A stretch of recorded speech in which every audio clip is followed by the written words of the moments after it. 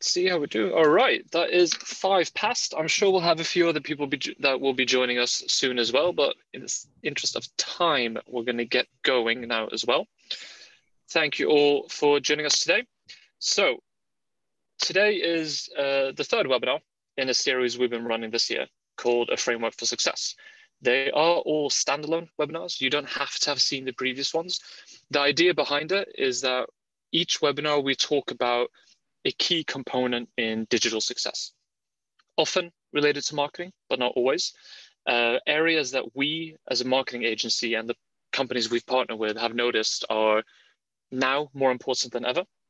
I'm joined today by Rochita Dua from Google. Would you like to briefly introduce yourself? Hello, everyone. My name is Rochita. I am an international growth consultant at Google and have been here for 7 years. And I'm very excited to co-host this webinar with Marcus and Christian. Great. Thank you very much and welcome. And I'm, of course, also joined by Marcus Bellman. Yes. I just want to mention before I start talking that I've managed to get a cold without COVID, so my voice might crack up from time to time, but just so you know. My name is Marcus. I've been at Precis for 2 years as a digital specialist. And I have various experience with the clients wanting to expand to new markets and grow their business internationally. So I'm excited to join as well. Thank you very much. I'm going to, if your voice does crack at any point, I'm going to take that as pure excitement and emotion about the subject we're talking about. You should. You should. Great. And my name is Christian Mellerström. I'm a COO for Precis UK. I'm going to be the questions asker today. So I'll be guiding the webinar and the discussion along. I've had the pleasure of working with Marcus for 2 years at Precis, and I've also had the pleasure of working with Rochita for just over a year now, I believe, actually, where we've been partnering with Google and their international growth program. So the title of today's webinar is Identifying Value in New Markets.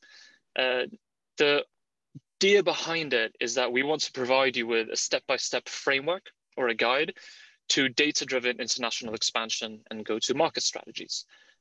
We will have a Q&A at the end. In the meantime, you are very welcome to send questions in the chat as we go, and we will read them out during the Q&A. We expect the presentation part of today to take about 30 minutes, followed by another 10, maybe 15 minutes of the Q&A, depending on how, let's say, vivid the discussion is. And a little bit more context for today's topic is that not just the last year and a half, but even before then, go-to-market and international expansion has been an enormous topic for many of the clients that we work with at Precis, whether that's from our Nordic offices or here in the UK. Because we partner with so many digital first or digital native companies, international expansion and scalability is also on their mind. And just over a year ago, we entered a partnership with Google where they have built, and Rochita will tell us more about this later, a very skilled international growth consultancy team. And we thought that we definitely needed to upskill or improve in this area, as I believe all marketing agencies nowadays should. And today's webinar is, let's say, the summary of the fruits of our labor and all the learnings we found together. And as mentioned, the idea, the takeaway from today is that to give you a generalized framework and an understanding of how do we approach go-to-market and international expansion and why that's been successful for our clients. The previous session that we hosted, the previous webinar, was called A True Measure of Marketing Performance. Some of the topics we discussed there were what usually goes wrong with reporting, and it's something we've noticed a lot in companies where dashboarding and reporting isn't aligned with business value. And as I mentioned, all of our webinars are standalone, but value reporting and measurement are something that very frequently pop up, and we will be discussing that today as well.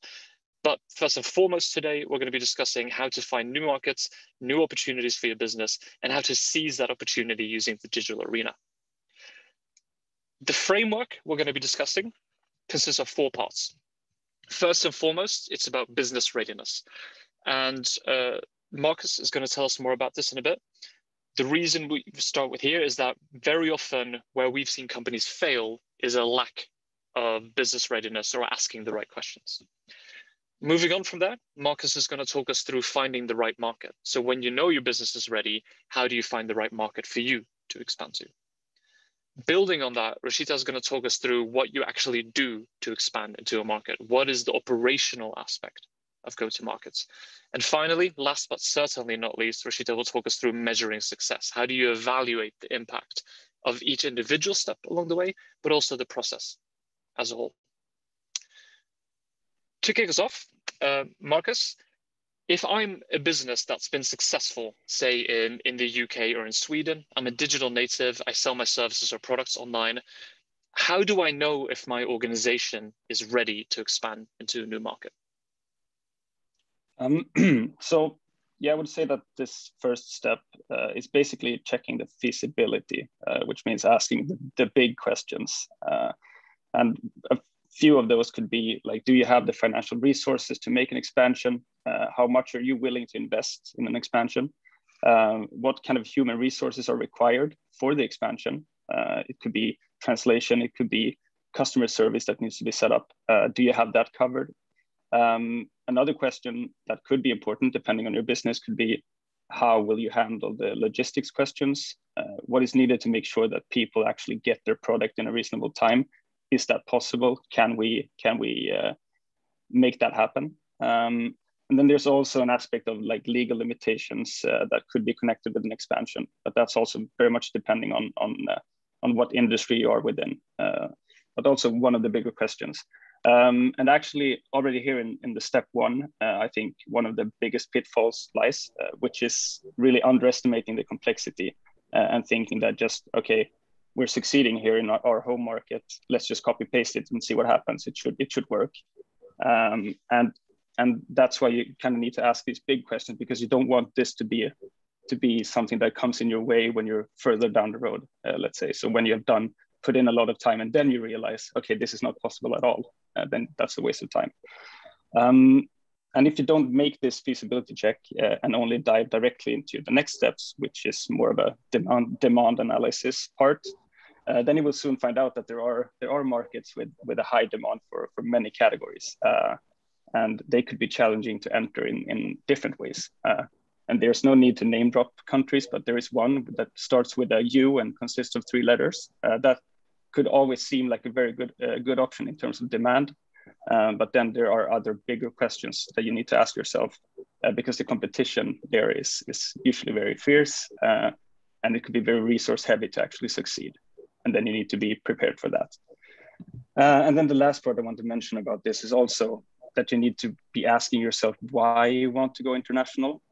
Like, do you feel like it's because you have grown out of your own current market? Is it very hard to find that extra conversion, and you just can't seem to find a solution to do that? Or is it just that you have a strong belief that the product is perfect for a new market? Or do you see like a gap? Because if you move too fast and just want to go international because everyone else is doing it, then you're going without direction, and it could turn up that you're not financially or operationally ready, and you don't have a clear drive of why you're doing it, but you're rather just doing it blindly.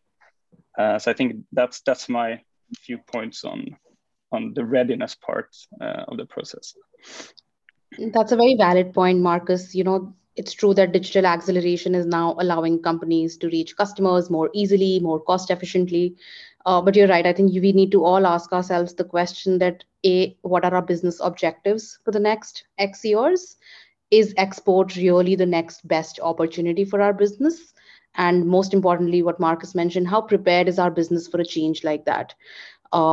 But more importantly, you also need to see that, is the world also ready for a change like that, especially during ambiguity and uncertainty with so many unknowns during COVID-19. You want to also look into consumer sentiments, some form of economic data to understand if going international is the right step for me right now, or should I wait out for another couple of months? And that ties it back to, everything should tie it back to what your business objectives are for the next X years. And if export fits into that strategy, that's when you really know that your business is fully ready to take that next leap of faith. Interesting. I definitely recognize a lot of those points, not just the last year and a half, but having worked with a lot of companies that want to go international, where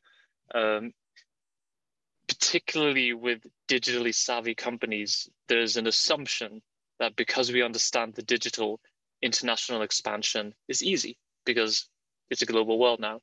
But I've also noticed, I think what you were pointing out, Rochita, that during the last year and a half with so much uncertainty or financial difficulty for many companies, it's almost like expansion has become a defensive mechanism to solve problems. And I find that a very dangerous line of thinking as well, which is a good segue to the next question I'd like to ask, which is, if I do feel that my business is ready, if we've asked ourselves these hard questions and we're willing to be organizationally ready and remove these obstacles, how do I find the right markets for my business? What are your thoughts on that, Marcus? Well, I think, first of all, there's a possibility that you already during step one realize that some markets aren't even in the pool of options. I think that's kind of the first step, when it's fundamentally difficult or fundamentally wrong to go there because of like more deciding factors. But once you have kind of isolated where it's actually feasible to go, then I think it's absolutely time to dive into the more of a demand analysis. Like, do people want what I'm offering, and where do people want what I'm offering? And within this area, Google has some excellent tools that you can use to make that judgment, such as the Market Explorer, where you can take a look at different markets and grade them within your specific industry. And there, with those tools, for example, and also other sources of information, maybe you want to do an even more detailed search volume analysis, for example, then you can determine in which of 3 stages kind of a market is currently in. And then you could be looking at some like emerging, if it's an emerging market, if it's kind of plateaued, like do we see growth, or is it at its top right now? Or is it even a declining market? Are we too late? And here you can also go a bit deeper into like a competitor analysis, find out what businesses are bidding on your best keywords today, for example. How big are they? Like, can you even compete, or will they just kind of shut you down financially by running over you, basically? Or does their offering differ from your offering in any way? Like, do you feel like, if when you do this analysis, do you feel like, okay, they are offering this which we don't, and this would be a big problem? Then you can try to find a way to kind of adapt to that and make sure that you maybe not copy that offering, but do something as a replacement for that to make sure that, okay, we are in line with what's currently being offered. And then, yeah, when I look at demand analysis in general, I usually, based kind of on the different stages of the market that I talked about before, I usually look at one part focusing on the current state, and one part of the analysis more so focusing on the future potential. And when doing so, you often end up with 2 different recommendations as to where to expand and what country to choose to enter, which I think it's a good thing, because the current state recommendation might be a better choice today, but that also comes with that it might be harder to enter at a higher cost today.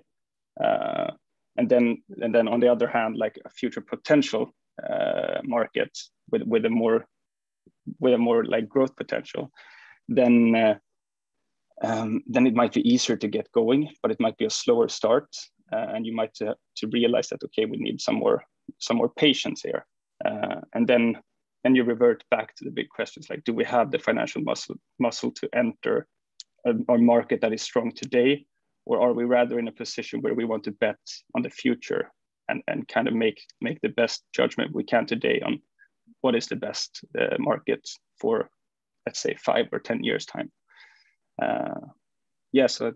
That's my first input, I think. I think I share a very similar line of thought that demand is absolutely key. Love the point, Marcus, you've made there. You look into the competition, you look into some macroeconomic data regarding ease of doing business or any form of online penetration to understand if that's the right market for you. I think if you're especially a first time exporter who's expanding for the first time, I always suggest and recommend that you should look into markets with a similar consumer behavior or same language synergies to reduce those localization costs. And then you move on to prioritizing some large addressable revenue in very advanced markets. And a classic example of this I've seen do really well is Netflix.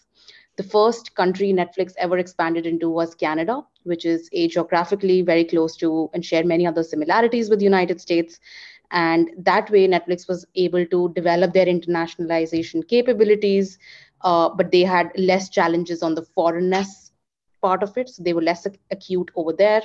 And when they expanded to Canada, they were able to then learn how to expand and enhance the core capabilities.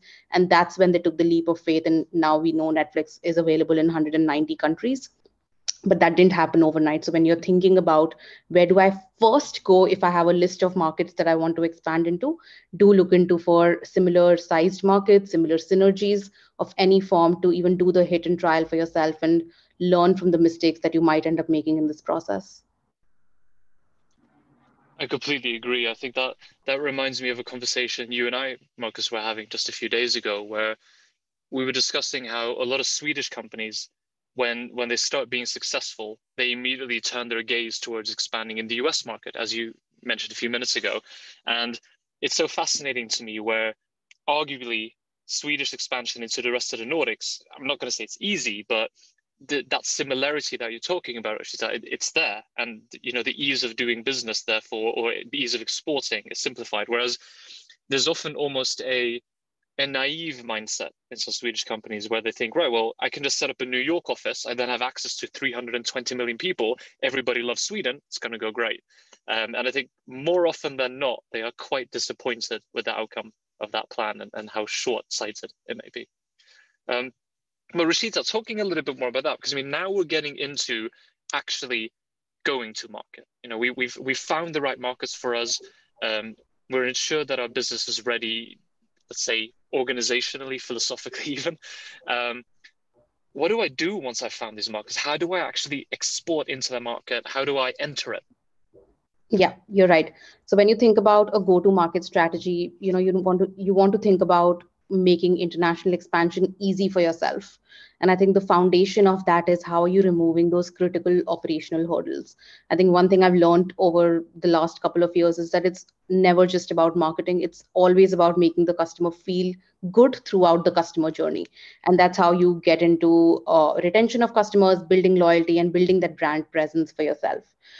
On a daily basis, I talk to a lot of brands where we talk about, okay, why are we not achieving the growth that we anticipated in a new market?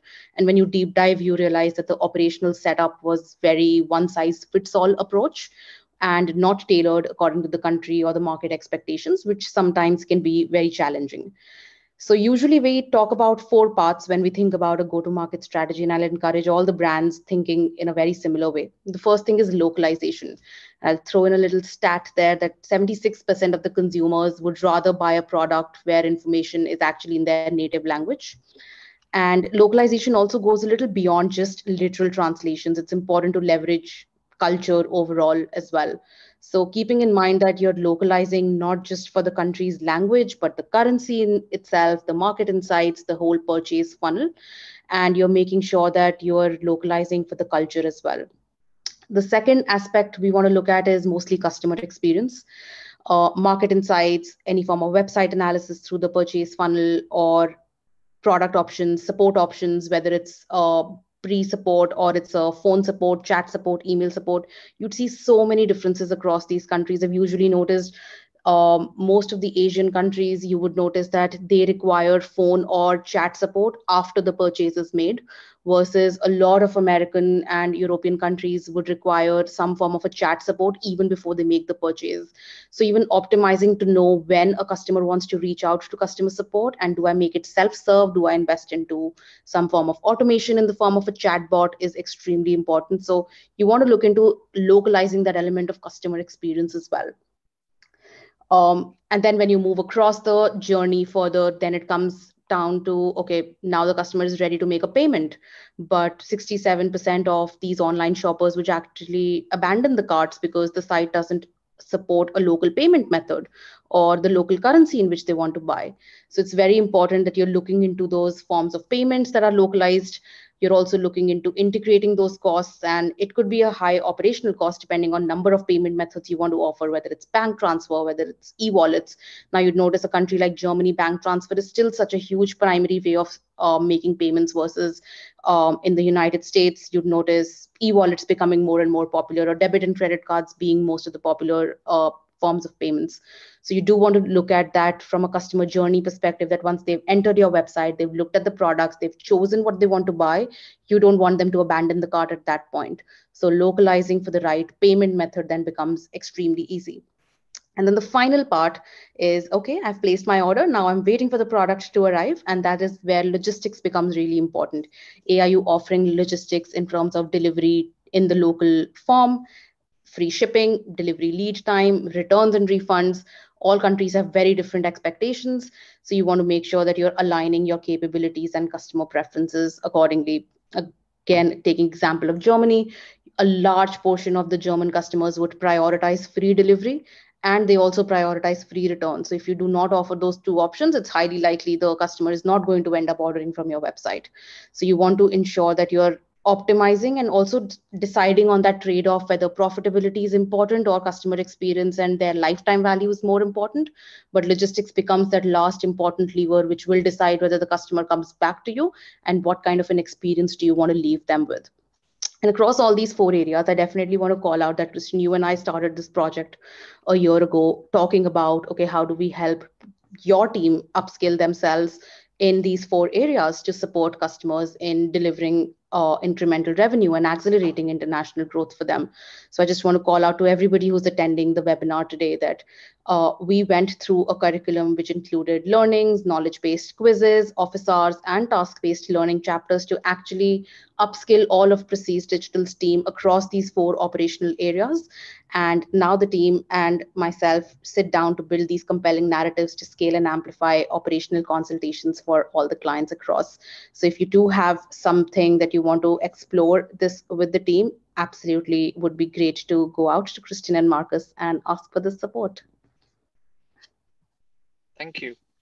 I think there's an interesting discussion that we had, Marcus, on this, where I think you lifted a really good example that I'll ask about in a moment. But one of the things I particularly liked about this framework, Rochita, that you built with us is we effectively now have an atlas almost, where you can look at a country and based on this kind of segmentation, you can understand, okay, well, this is our workflow.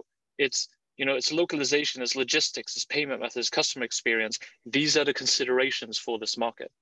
And, you know, having been in the agency world for a while, coming from a background where localization means translating ad copy from English to French, that was quite a, you know, interesting approach. But I think, Marcus, when we were talking the other day, you know, you've had a lot of experience with this, both before and after we adopted this kind of framework. And I think you had some interesting experiences before we started working this way. Can you tell us a bit more about that? Yeah, actually, I was thinking about two examples. So one being before we started working according to the framework, where it was kind of like the client more driving the agenda, and we didn't really have that much input. We just followed and tried to do the best of it. And then another example where it's basically the other way around. But in general, I just wanted to tag along with the localization talk. And I think, yeah, both you and me, Christian, we've said it a lot of times that like basically all of these bullet points on this slide could go under localization. It's just that when you think about localization, you generally just think about the ad copy or just the communication and not the feeling per se on the website maybe. But as you both have mentioned, like the reality is different, and there are checkout processes, payment options, all of these things that's already been mentioned. I don't want to repeat too much, but just to build up for the example. So to set a good example, we had a client within high-end fashion retail where audits were conducted for both the client and the key competitors' websites, and we could see that removing the fees for the returning products was a thing that the competitors did that our client didn't do. And why would we want to remove that? Well, because that target market, that specific market, Germany, as also was name dropped before by Rochita, has a high return rates. And if the client of ours didn't offer that, that would immediately from the get-go put the client at a disadvantage. And someone would, in a country like Germany, when you kind of count on the free returns being available as an option, then you would immediately just assume as a customer in Germany, like, okay, someone else is going to offer me free returns, and then you would just leave the client probably. So that was a change that we made based on these insights. And then another example when it didn't really work out as well, it was quite some time ago, and it was a client within dental hygiene products, and they kind of wanted to build their online presence through their own website in a sense. So they were very strong in physical presence and in-store purchases through retailers. And they kind of based their analysis on that and wanted to okay, let's expand our online presence as well in the same markets that we are performing very well in the physical stores. But when we started with that, the website was English only, and it's not a necessity to have a localized language. It's good, but it's also depending on the audience you're trying to reach. Like a younger audience with a high English proficiency, it's better than an audience with a low English proficiency. But still, it's, as Rochita also mentions, it's always better to have the local language. It gives a sense of trust and so on. But more than that, it also had a British flag on the website to kind of show that the website was in English, which is also like a subconscious signal when you're not in Britain and you see that flag and you're like, okay, I'm an intruder on this website. And that's obviously not a good thing either. And then furthermore, it was limited to one currency only, which also touches upon what you mentioned before. And the checkout was also very manual, and it was credit card only. And with all of that, like writing localized ads doesn't really make up for all those things on the website. It doesn't really matter, because when you might click on the ad, but when you end up on the website, you'll be severely disappointed on what you're faced with there. So just as an example for that client, only making one change, which was adding PayPal as a payment solution rather than the credit card manual input, increased the conversion rate by almost 50%. And that is just one action out of all of the things that was wrong about that website. And I think that kind of speaks tons about how small changes can really make a difference. So that's the two examples I had in mind. I think the example you mentioned as well, where imagine you've got like, let's say we do it in an old school marketing way, and we've got a beautifully translated ad that leads to the original landing page in a different language. That's almost like worse as a user experience, in my opinion. Like, it's such a shocking or jarring experience that I don't know other people, but I personally just tend to immediately click away from the website because I just really dislike that experience. Yeah. And the payment methods as well. I lived in the Netherlands for a long time, where they have a very unique payment system called Ideal, ideal in English. A lot of bank cards are only enabled for that. So if you don't allow that as a payment service on your website, some of the people genuinely cannot pay for your product. It's not even just a preference option. They actually can't make the purchase. So it's kind of eye-opening to a lot of businesses, where I think we run on a lot of home market assumptions that can, and the realities can differ dramatically, even between close neighbors sometimes. You know, I like that you've both mentioned a few figures here and there about the impact this can be having, or, you know, the size of preference in certain markets. And that does lead us into a very important question, because if we're going to be adapting, if we're going to be localizing, we need to understand the impact, and we have to make sure it's measurable. And Rochita, what does Gotomarket success look like? What should I be thinking about in that regard? Yep, absolutely. And I think just before I move into what does success look like, Christian, just echoing your point that localization is an investment. Good localization would positively impact users, put the experience first, and it doesn't dilute your brand. I think at the end of the day, whether you want to stay domestic or whether you want to move international, it is about the brand presence and the brand perception that you're creating. So ensure you get that part right, even though it could cost a little more than you expected, but I wouldn't suggest getting into any form of marketing activity until you think you're fully ready for it. And that ties back to the point that when you want to measure success, you want to look at some nice numbers, you want to feel good about your expansion plan, and you want to make sure that you're reassured and positively reinforced that this was what we started out thinking and this is what we end up doing. So it's really important that you measure your goals against these steps. And I always try to tie it back to, okay, what was your business objective? Did you achieve your business objective? What was your marketing objective? Did you end up going closer to that? And then what was your particular campaign objective? And then you assess that. Usually you try to dive deeper into metrics of some form. Both Precise Digital and Google have been very equipped in helping you understand what metrics really matter.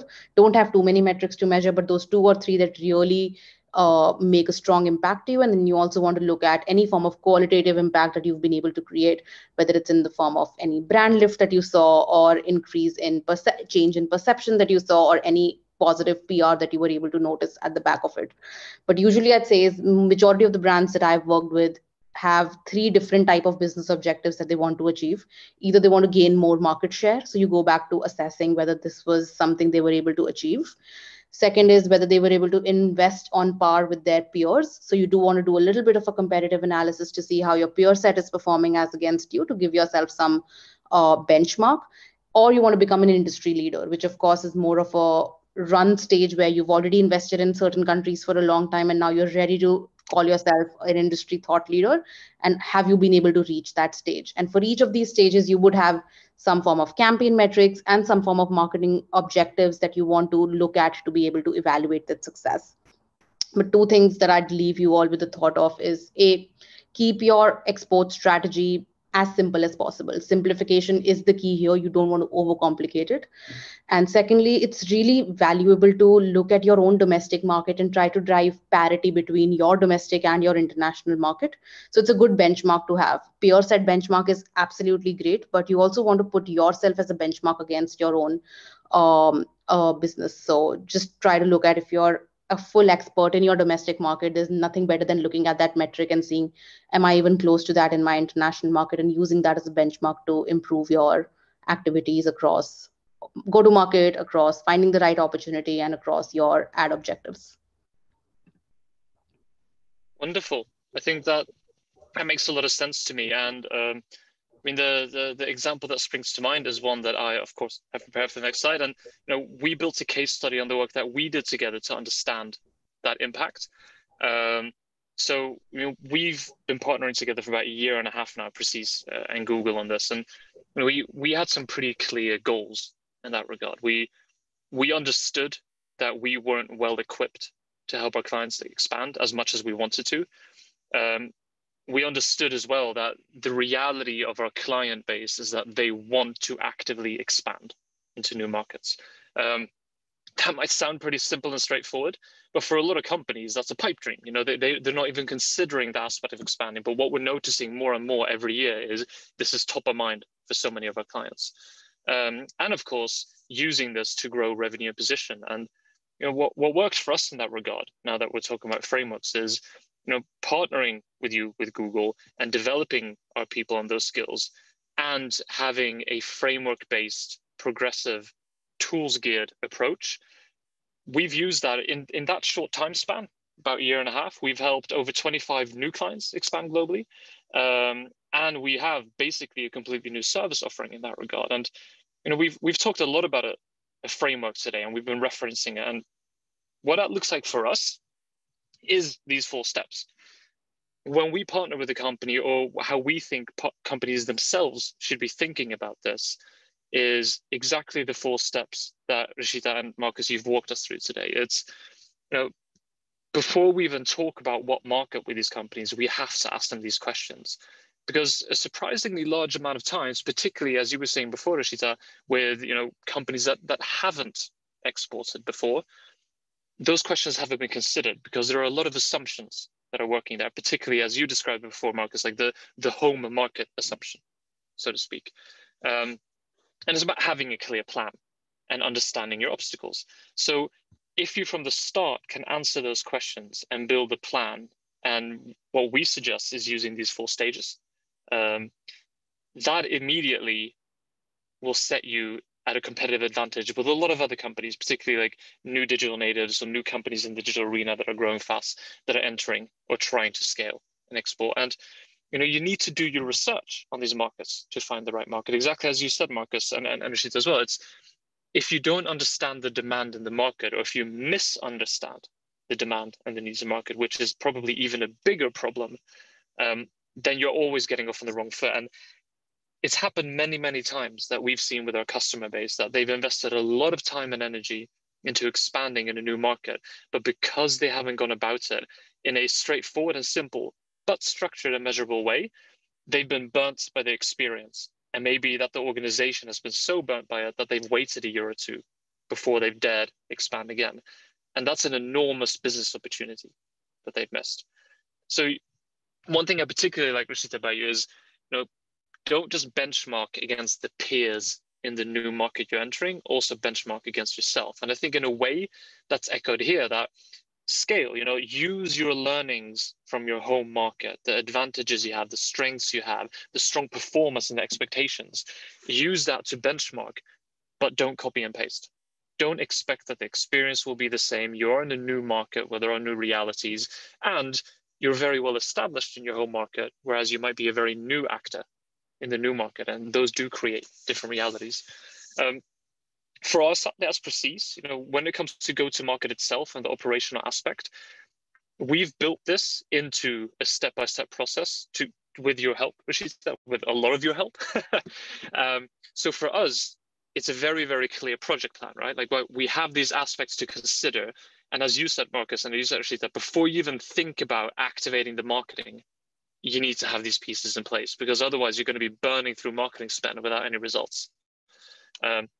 And finally, tracking and measuring sounds painfully simple, but I find that there's 2 mistakes that are often made there. It's setting the wrong goals, but also immediately adapting the goals from your home market. And I know that we just said that, you need to benchmark yourself against your home market. But if you're entering a new market and you're immediately expecting the same results as a market where you're a very mature actor who's been there for, say, 5 to 10 years, you will probably be disappointed. So for us, this framework, and it's a 4-step process. What those questions are, what those steps are, may differ between the companies. But for us, that's a simple change as well. Just as your example, Marcus, adding PayPal for this one company was a simple change. For us, stopping to think about localization as just ad copy and a landing page language, and thinking about it as a stepwise process. And we're a marketing agency, and we're doing this work before we even get to the marketing. Because if you haven't got those pieces in place, you're not going to have a great time and a great experience. We do have time for the Q&A, but first, there are 2 questions that I wanted to ask you both. There are things that have been spinning in my mind that I feel that we haven't had a chance to in these slides. So to begin with, Rochita, one thing that I often think about, and that my clients often ask me, is, do I partner with local agencies and companies, or do I stick with the agency I've been using in my home market? I think there's a lot of pros and cons for different companies, but I'd love to hear your thoughts on this. No, I get this question a lot of time as well. And my 2 cents on this, that when you think about hiring a new agency or continuing with your existing agency, the bottom line is that you want your agency to not just be your media partner, but your strategic partner. And that strategic partnership comes with experience, comes with investing time both ways. The agency invests time in your business, you invest time in working with the agency. And that strategic partnership is bottom line. So you need to then, as a client, think about, am I ready to give that to multiple agencies, or am I wanting to just have that one strategic partner who owns everything for me and I can trust completely end to end? The second thing that often happens is that when you decentralize your operations to multiple agencies, your data sits with multiple agencies. And if those agencies are not talking to each other, it's really difficult to assess what the results were from one market versus the other, what were the learnings and what were the best practices that we could share. Your historic data completely determines what your next strategy should be on the media side of things. So as long as it's held by one organization that can support you and can understand and analyze that data for yourself, I would suggest always sticking around with one agency that can hold everything for you. And another thing I'd say is that, especially with you, Christian, Precise Digital is so global right now. You are present in so many countries. Your hiring strategy is very local. So you do ensure that you end up having a lot of talent in the company, which is very local in nature as well. So you don't need per se to go into a local country or a local agency to partner with. And with automation increasing, you want to minimize the amount of human element that you have in the business as well. So if you're moving your business towards automation, you also need to trust one agency who would support you end to end and hold your data, but also ensure that they are able to build that strategic partnership with you and consult you in the right manner. So 2 cents from me is that stick to one unless absolutely necessary. But of course, your business needs and requirements could differ, and then you would be the right person to take a call for that. Wonderful. Thank you. And looking at a different aspect there, Marcus, I think some people in the audience might be a little bit confused because this is a webinar hosted by a company known for its, ad tech, Google, and a marketing agency. But arguably, we've not spoken a lot about marketing today. It's only towards the end that we really started mentioning it. So what is the role of marketing in these go-to-market plans, and how do you view it? There's a perfectly good reason why it wasn't mentioned until the end, and that is that you don't start with it until you have decided on the new market or until you have checked the feasibility and succeeded with your go-to-market actions as well. Because marketing is obviously a part of everything, definitely. But when you start doing marketing before you're actually ready, then it's, as you briefly mentioned before, then you're just burning marketing budget for no good reason. Perhaps purchasing traffic in the Netherlands, and then you have a payment method that no one can use in the Netherlands, and that's no good use of money. So the marketing fit into the framework kind of after the go-to-market strategy, obviously, and it kind of also have, like, I think this framework in general entails a lot of the aspects of marketing as well. Like, you need to know your audience, and you have made that research before, so you can kind of take hints on what you would want to use in your marketing whenever you have completed all the other steps and made sure that you understand your new markets. But once you have actually gone to market in a new market, then marketing is obviously one of the most efficient avenues for growth in that market. Once you have made all the localizations properly, continue to adapt your audience, accept that you can't just copy paste what works at home, and make sure that you give marketing the best foundation to actually succeed, and not really, you don't want to start judging the marketing performance when you're trying to marketing a product that's not finished for the market, basically. So yeah, I think that's kind of the input. Wonderful, thank you. I completely agree, and it's not an uncommon occurrence that there's a lot of excitement to start marketing before ready, because I think it's easy to market in a new market. I mean, it's not easy to do it well, but it's easy to do it. And I think that's often what gets people, where they think, oh, well, we'll just start advertising the products and we'll fix the rest later. But that is, I mean, as we've discussed today extensively, absolutely the wrong way around. Mm-hmm. Wonderful. Thank you so much. I'm going to stop sharing my screen in a moment, and we're going to see if we've had any questions sent in to discuss as well. But I just want to take this moment to thank you both so much for sharing your thoughts. I'm really happy with the discussion we've had. And again, I think it's a reflection of the sheer volume of stuff that we have learned about go-to-market expansion from a marketing and data perspective as well, where historically that is not really a knowledge area that marketers have concerned themselves very much with. And for us, it's been enormously beneficial. I hope it's been useful also for the audience. I believe Rochita, you've shared the Market Finder case study as well.